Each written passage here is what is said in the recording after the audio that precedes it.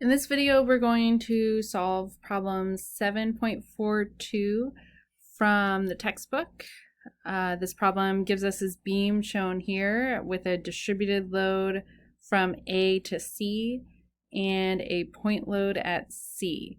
It asks us to find the shear and bending moment diagrams, as well as the maximum absolute value of the bending moment and the maximum absolute value of the shear. I've gone ahead and drawn my free body diagram here. We have a pin at A and a roller at B. So I'll start this problem by solving for AY and BY, but before I do that, I need to redraw my free body diagram where I replace the distributed load shown with its equivalent load.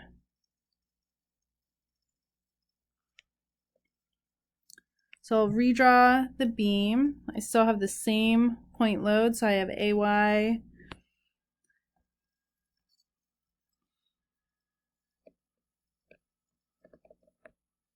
BY. We know that AX is 0, so I'm not going to draw that one on here. We have this 12 kips going downward. And then I have to replace this distributed load with a force with its equivalent load. It's going to be located at the centroid of this distributed load, so that's going to be 3 feet from the left of the beam. So let's go ahead and write that in, that this is 3 feet. And that's because that's the centroid of that rectangle that goes from A to C. So it's 3 feet. The magnitude of that force is going to be the area of that rectangle. So it's going to be 6 feet times 2.5 kips per foot, which is going to be 15 kips. So now that all my forces are point loads, I can go ahead and write my equations. I already did the sum of the forces in the x in my head to find the AX 0. We're going to sum the forces in the y. It's equal to 0. So I have AY plus BY minus 12 minus 15. And if I sum the moments about some point, let's say A, I'm going to have minus 15 times 3 minus 12 times 6 plus BY times 10. So I can use that equation to solve for BY. And I get 11.7 kips. You can use the first equation, plug in BY, and solve for AY. So that's going to be 12 plus 15 minus 11.7. So I'm going to get 15.3 kips for AY.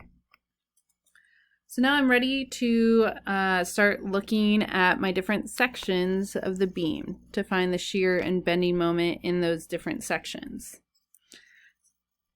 So let's look back at our original free body diagram. And I see here that I have 2 different sections of this beam. So from A to C, I'm going to shade in the beam here in green.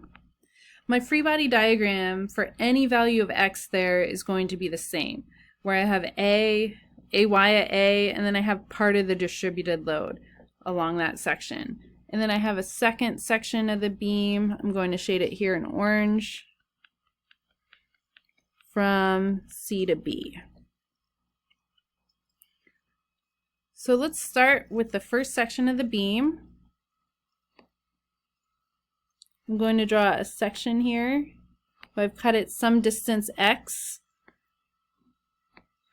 where x is between, so x is greater than 0, and x is less than or equal to 6.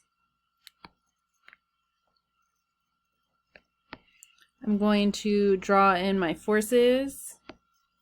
So I have that 2.5 kips per foot distributed load.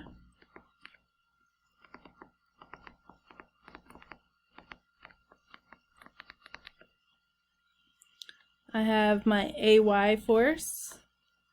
Then I'm going to draw my shear force. My shear force, if I'm coming from the left side of my beam, I always draw that shear force V going down, and I always draw my bending moment in the positive orientation there. So I can sum the forces in the y direction. It's equal to 0.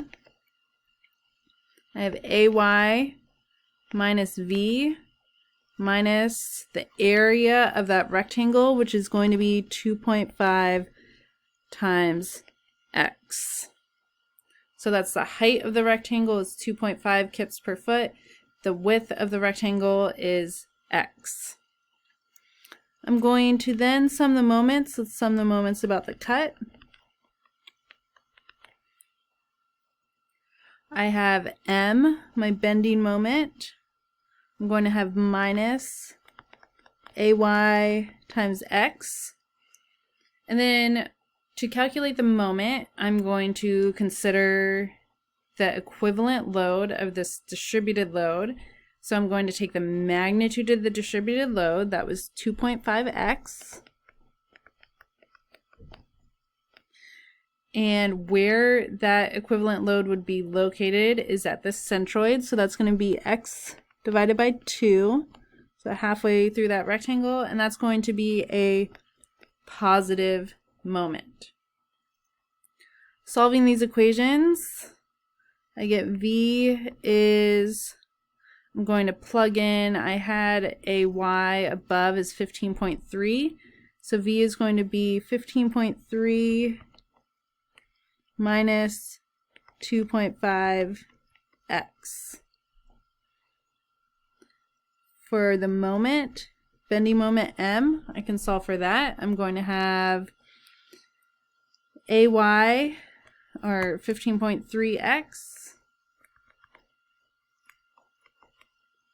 and that's going to be minus 1.25x squared. So that's a 2.5 divided by 2, x times x. So that's my equation for the shear and bending moment for all values of x between 0 and 6. Next, I'm going to draw the second section of the beam.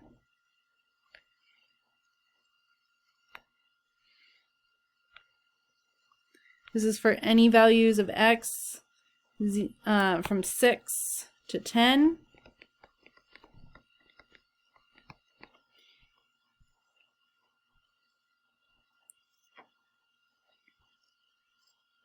So I have that 2.5 kips per foot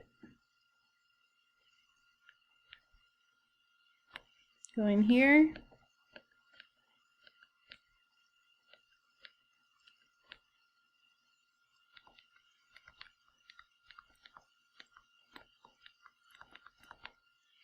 I have a downward force of 12 kips, and I have that positive 15.3 kips here. I'm then going to draw my shear going downwards, my bending moment in the positive orientation. So here I can sum the forces, or let's put some x dimensions here. So this distance was given to us as 6 feet. And this distance is some arbitrary value x, where x is between 6 and 10. So I'm going to sum the forces in the y direction. It's equal to 0.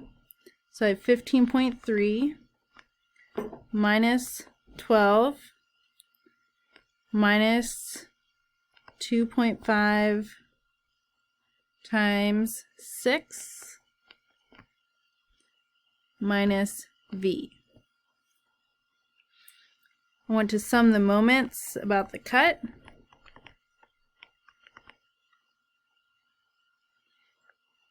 And that's going to be my bending moment M plus, or let's start from the left, so minus 15.3 times x plus 12.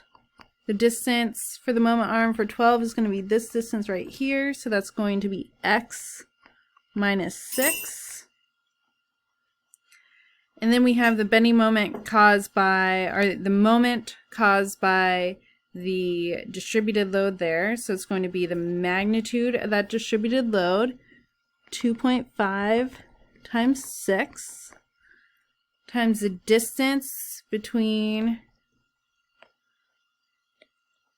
the centroid of that distributed load. So this, remember, was 3 feet from the left. So this distance here is going to be x minus 3. So our moment arm here is going to be x minus 3. And that's going to be a positive moment. Simplifying my equations, I get that the shear is 11.7 or negative 11.7, and our bending moment is negative 11.7x plus 117. So looking at my beam, I have these two green equations for the first section of the beam and the two orange equations for the second part of the beam. So I can go ahead and draw my axes for my shear diagram and for my bending moment diagram. I like to draw those directly below where I'm working, so directly below my free body diagram if I have room.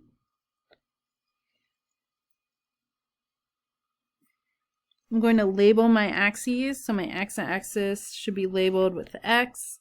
This is my shear axes, so we have V, and our units here are kips, and my bending moment is going to be here, and my units are kip foot, or kip feet. So I'm going to start with my shear diagram. I know I'm going to have changes in my shear diagram where I have changes in my sections, so I might go ahead and kind of drop these vertical lines just so I remember that my graph should be changing around these vertical lines. I can start with this V equals minus 15.3, or sorry, V equals 15.3 minus 2.5x. And if I plug in x equals 0 to that equation, I get a positive 15.3. So at x equals 0, my shear is 15.3.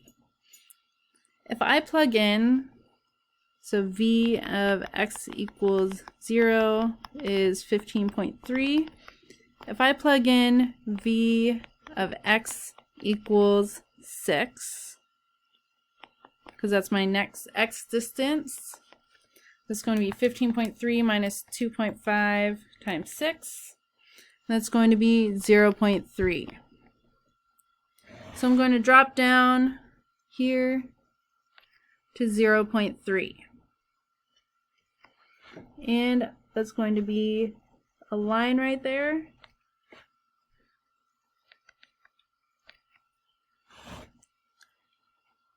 In my next section, I see that my shear is minus 11.7. So I'm going to draw minus 11.7. I'm going to go there, across. And something that's cool about our shear diagrams is they should end up back at 0. So if you'll remember, BY is 11.7. We're going to have a jump up of 11.7 there. And if you have questions about that, in the next section we talk a little bit more about that. Now I'm about to reach my limit for my free video recording software. So I've gone ahead and filled out the bending moment diagram here by plugging in the different endpoints, x equals 0, x equals 6, and x equals 10. We see that we have this nice parabola going up to 46.8 and then a line back to 0. And I've also calculated the absolute value of my shear and bending moment diagram.